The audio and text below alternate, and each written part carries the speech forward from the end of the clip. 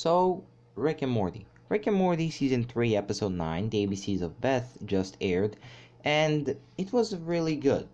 The fact that we had to watch Jerry and Beth, characters which haven't had enough screen time, have had the least amount of screen time from the entire family, was actually a nice change of pace. It wasn't Rick and Morty, it was Rick and Beth, and Morty with Summer and Jerry.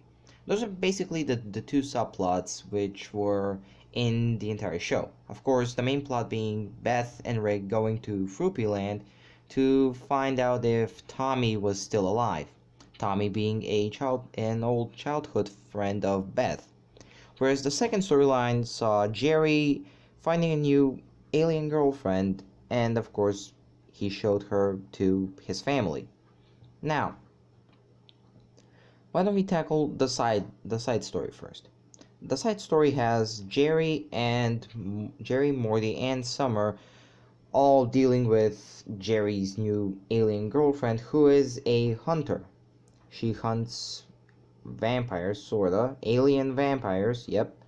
And Jerry also gets telekinetic powers from having sex with her. Normal Rick and Morty stuff so far.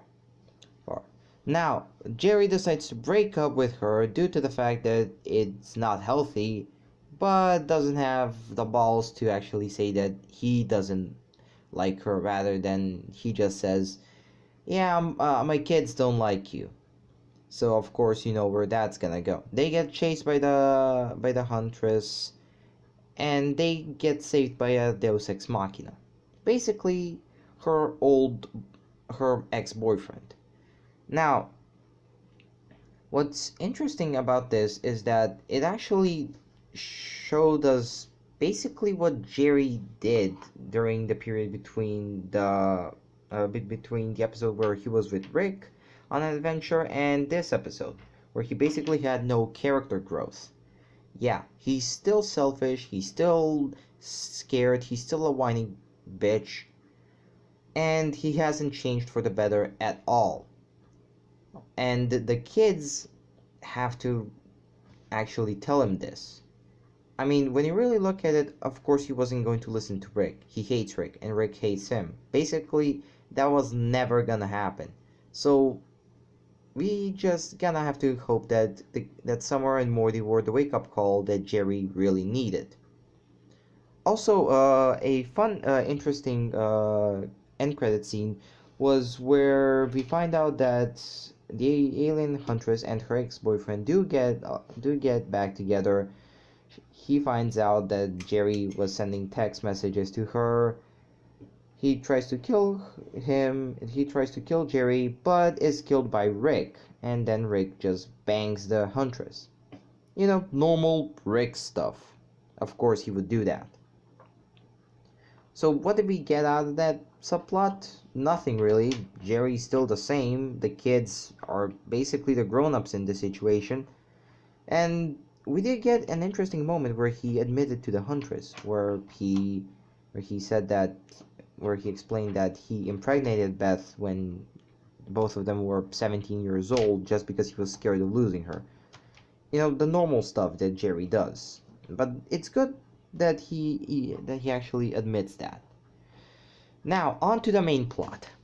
Beth and Rick go to Fruppyland, a land designed by Rick to contain Beth for everyone's safety. We find out that Beth was a violent child, that she wanted to kill, maim, or basically do anything just to get friends, and Rick built this land as a sort of medium to lessen her bloodlust. They find the land has actually changed due to Tommy fucking everything. Yeah, that is literally what happened. He fucked every creature there was, to use it either as food or as, minions. He now calls himself King Tommy. He even has a play how Beth shoved him into some honey and both of them escape. Now, Beth goes in alone with all of the gadgets which Rick showed her that he had to make to her when she was a kid. She takes the gadgets and decides to rescue Tommy on her own. When she gets there, she admits that she was Beth, that she was the one who basically shoved him into that honey. Now, what happens here is that we do get to see Beth's bloodlust. I mean, for a character who was always so calm and composed, only on rare occasions doing something insane like getting drunk and everything, we finally get to see her bloodlusted side. I mean, we've seen Rick's, but not Beth's, and this basically served to show that it runs in the family. She kills many of the Frupians, but fails to get Tommy back. Tommy gives her the finger, and she asks Rick to clone him. Now, Rick, ex- Rick basically explains everything to Beth, that she's not evil, she's much worse. She's smart. He even gives her two choices.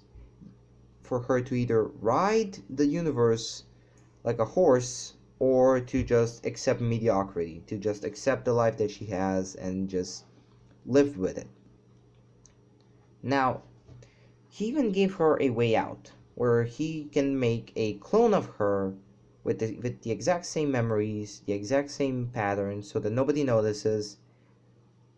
But when she finally returns, the clone would be happy to die for her. Basically like a Mr. Meeseeks. The job for that Mr. Meeseeks, do Beth's job, but try not to get caught. I mean, not an exact Mr. Meeseeks, but you get the point. Now, it is left very ambiguous whether Beth did take that offer. I mean, if it was Rick, he would have taken it. No questions asked. Of course, that's Rick. But this is Beth. Beth may be Rick's daughter, she may be smart, hell, she may even be a genius, but at the end of the day, she still has kids and she cares for them.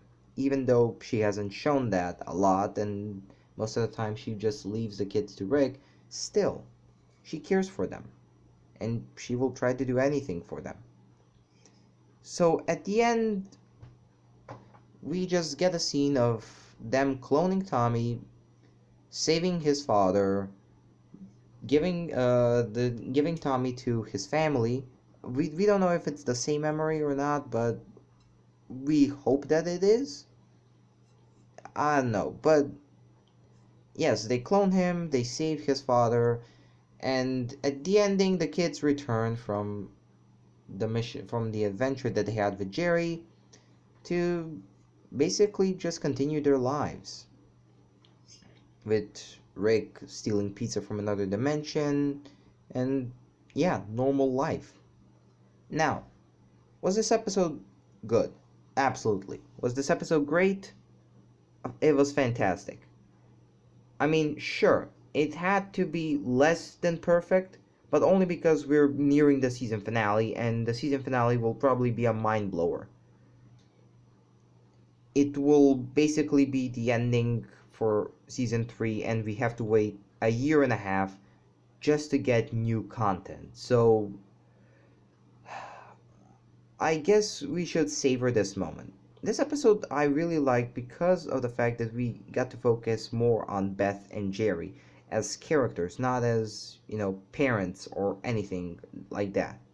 So I would give this episode a rating of 4.5 out of 5. This is the Pop Culture Observer signing out.